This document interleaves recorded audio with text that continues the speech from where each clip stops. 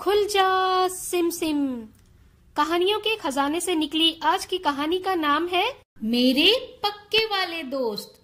चलिए कहानी शुरू करते हैं। स्कूल में मेरे दो दोस्त हैं, अमित और सुजय। मेरे और भी दोस्त हैं। ये आम का दरख्त मेरा सबसे अच्छा दोस्त है। ये बड़ी मशीन मेरी खास दोस्त है।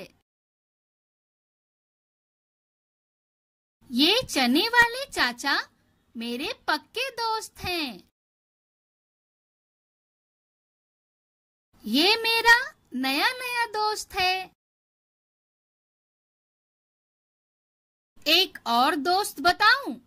मेरी दादी सबसे प्यारी दोस्त है। और मेरी किताबें। इस दोस्त के साथ तो मैं कहां-कहां नहीं जाता। आपके भी तो दोस्त होंगे, एकदम पक्के वाले दोस्त। उनके बारे में बताओ ना।